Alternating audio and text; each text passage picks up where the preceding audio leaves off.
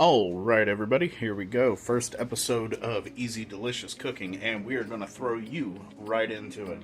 What we've got over here is some little egg rings heating up with some beef tallow in the pan. Make sure to preheat them with the pan, because if you don't, all the egg will just spill out of the bottom. It won't cook and seal the bottom. Nothing seals it. Sorry. No one has a perfectly flat pan, even if you think you do. We're going to have our little GoPro over there catching some of the action as it happens. And then you'll see all I did is put little triangle spoons of beef tallow over here. Get that warming up. Now, what we're going to do is we're going to take not three. We're going to take 4 slices of American cheese. I know, right? All you Europeans, oh, fake cheese. No, it's so good with breakfast. All right, GoPro, I hope you catch it. I got to put you down. Anyway, we're going to unwrap all the cheese. We're going to unwrap all our cheese. Break it into pieces into the bowl. We're going to get some bacon bits. And we're going to break up some bacon bits all up into the bowl. There we go. We don't really measure, we just go by a good handful. Like Emerald Lagasse, boom, boom, boom. Flavor, boom. Gonna hit you up with flavor and not let it stop. I know it just looks super simple, but that's why it's called EZDelicious. It is simple, affordable, and easy. So, also, just so you know, this pan right here that's preheating, you want to preheat it kind of a little bit higher temp than you would normally cook your eggs. You want it a little bit warmer because, as I said, when you crack your egg and put it in the little circles, it'll spill out through the edges if you don't have it heated up enough. So I go just under medium and get it properly preheated with the steel all preheated. We are going to be doing some thick boy. Typically one little egg will fill these about halfway. We're going to do them thick, so we're going to do 7 eggs scrambled all together with the cheese and the bacon, and then we're going to put it all in there.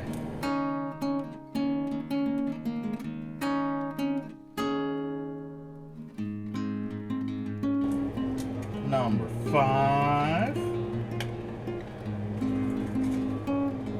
or number 6, whatever. We'll just get over there. We'll get to the numbers. There we go. 7 of them. There. Always make sure to clean off your hands, rinse your hands, have like dedicated towels off to the side when you're cooking. Food safety, number 1. Other than MSG, as Uncle Rod would say, being MSG number 1. Which, honestly, we will be using MSG in some recipes, just not this morning breakfast delight. Make sure you get these pieces of cheese down in there. And it's not a meatloaf, you don't have to worry about overworking it. You want to get your nice mix of cheese and eggs and bacon and delicious. Now, also, if you are want to chop up some peppers or onions, feel free, go ahead. But here we go. We're going to go ahead and get our first 4 going. Pour in right to the top. There we go. Sometimes you'll have one be cheesier than all the others, but that's just how gravity works, depending on how your whisk game is. You gotta realize these are thick boys. What you can do now is turn the heat down just that little bit, right to where you would have it when you are cooking eggs. Now you see we're starting to get some of that browning. What you do is you come in, tap them edges, get the edges to come down. Don't worry if she spills. We're not looking for perfect circles. These are mini omelets, people. Give her a flip. Yeah, let that cheese get in there. Get all this. Scoop it all together. Let it all become an amazing, delicious ornament on a burger or a pile of bacon, whatever floats your boat. Personally, I think a burger or a pile of bacon would go quite well with this. Gonna go for our next one. Come around the edge. There we go. And you'll notice as you come along that we cooked a little more and more. so there will be less spillage as you go for your flips. I'm going to go ahead and just get all of them and tidy it all up. Like I said, if you want to go for the little Egg McMuffin style perfect circles, you have to do like the 1 egg per ring. But when you're doing mini omelets, it's not such a worry about the mess, because you want it and then you flip it into it. And there you go, that's one.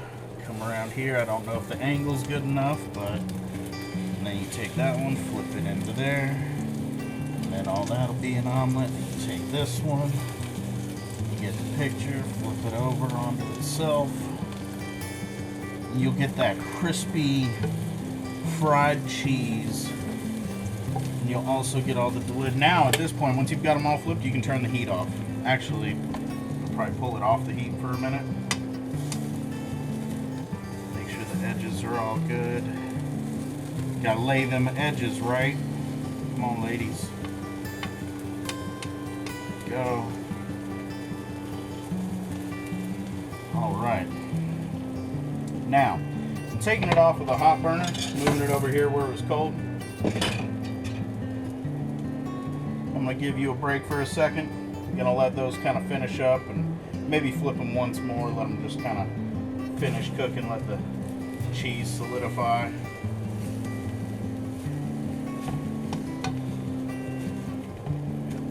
There we go. There we go. Might have done a tiny bit too much cheese, but those two are really what we're looking for. We're looking for that when we flip them. That's a little messed up. But hey, nobody's perfect. Alright. I'm going to give you all a break for a second. We're going to reset and we're going to get going on the waffles. Boy, break. So you may remember we had that one omelet that didn't quite turn out quite right. So it's over here now and it's covered in delicious salsa. Oh my God, what are we going to do with that? I don't know. It's just not fit for human consumption. Alright, we'll be back. I have no idea what happened here. Just gloss over that. Alright guys, we are back at it. So we are going to make some of the best waffles you've ever had. Our recipe is going to be a little different than theirs. You'll see that that called for just the mix, water, eggs, and oil. Now, you can use vegetable oil like it says. You can use canola oil if you've got a death wish. But what we're going to do is instead of the water, we're going to use half and half. We're doing a Waffle House trick. This is how Waffle House does it, so you know it's good. A little bit of brown sugar. You want to make sure you have some of that in there, but not too much, or else it'll stick to the waffle iron, hon. A little bit of cinnamon, a little something extra. A little bit of vanilla. 2 eggs, as the recipe calls for. Then we're going to go for it. I'm going to put it on the GoPro, got the waffle iron heated up, got the whisk ready, the bowl ready, the cup ready. I just need y'all to be ready. Are you going to be ready? I hope so. He's going to be delicious and easy. All right, honey bunny. Here we go. So, 3 cups of our mix. Same. 2. And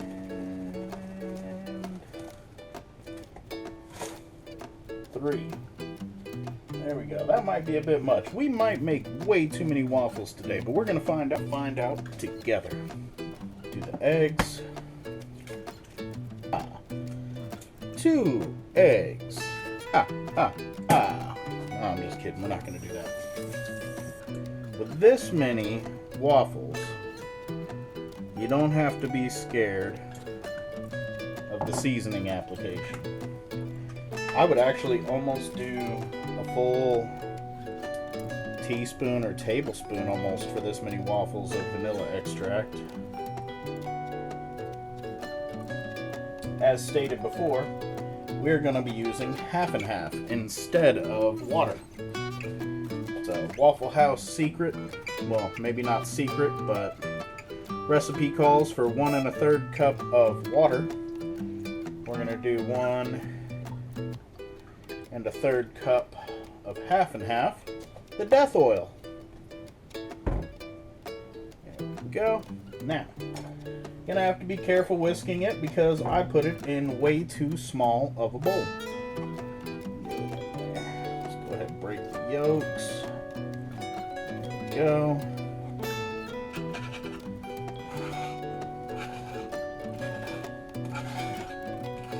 Sorry, I'll put on elevator music to the mixing. That way it's not so boring for y'all to watch. There we go. Good, get it in there.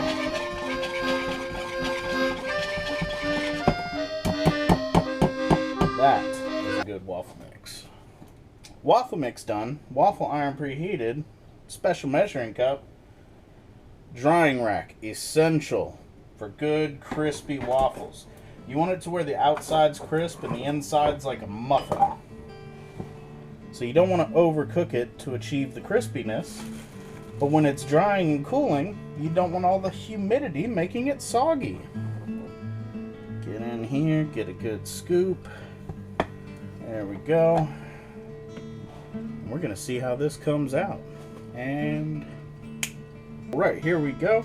Once it really starts steaming, you really want to only give it about 2.5, 3 minutes. Beautiful, light, fluffy, crispy Belgian waffle. Oh, beautiful. Oh, beautiful. Oh, that is gorgeous. You can smell the vanilla. You can smell the hint of that cinnamon. Let's go ahead and get another one going.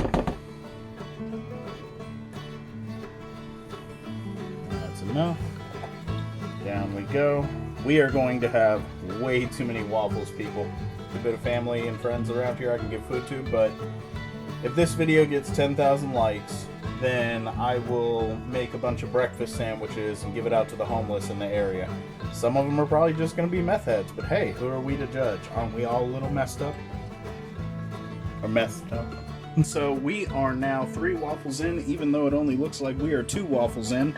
I have no idea what happened there. No clue. I have no idea what happened here. Just gloss over that. Anyway, we still got that much batter. So it's going to be a minute. I'll be right back. And then we'll get on to lunch. And I don't know if you can guess by those ingredients, but it's going to be good. It's going to be easy. It's going to be delicious. We'll see you in a bit. A pile of your own Eggos that you can freeze and toast, and they're even better when you toast them because you didn't overcook them. Still got 2 more left to go, but that's it for the waffles. I hope you enjoyed the special little breakfast omelets, the little mini omelets of joy, the crispy cheese and the bacon. Once you make one, you'll understand, I promise. And then, yeah, the delicious little pizzas. They're coming out in a second. Still got them in there. Here, I'll give you all a little sneak peek. Just a little peek. Be there in a second. Nothing going on here. Out.